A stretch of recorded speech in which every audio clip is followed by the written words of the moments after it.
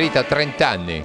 Sì, siamo cresciuti nel tempo, alcuni sono andati via per problemi familiari, per cambio di vita, però adesso siamo circa una quarantina di persone, sì.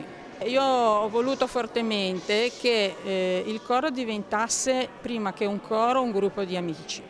È stato un po' difficoltoso, un po' perché ho dovuto smussare io qualche parte del mio carattere, però piano piano siamo riusciti, anche con l'aiuto di Padre Lorenzo, a unirci molto, quindi riusciamo a ritagliarci dei tempi insieme oltre le prove e oltre la messa, per cui ci si vede fuori, facciamo delle mangiate, delle gite insieme e questo è una cosa secondo me molto importante.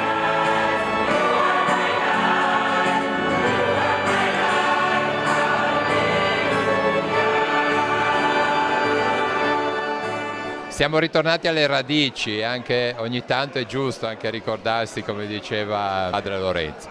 Sì, perché nascono due storie straordinarie, il coro Antares e Radio Aldebaran. E allora abbiamo così voluto fare questa giornata, grazie a Padre Lorenzo, per essere di nuovo compattati e per avere di nuovo un'iniezione di fiducia e di entusiasmo per andare avanti. Cosa ti ricordi? Com'è nato la radio, se puoi andare indietro di 40 anni?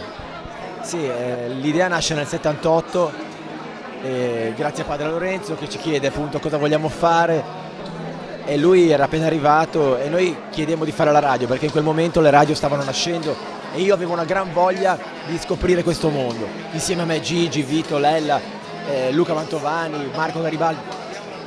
Ci ha dato questa fiducia, siamo partiti come dicevamo prima per gioco, piano piano poi l'avventura è diventata più importante e a quel punto lì è partita l'azienda e la storia.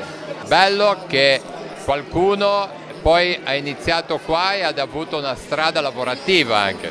Sì, molti hanno trovato la loro strada e questo io penso lo ricorderanno sempre grazie alla palestra fatta qui a Radio Aldebaran.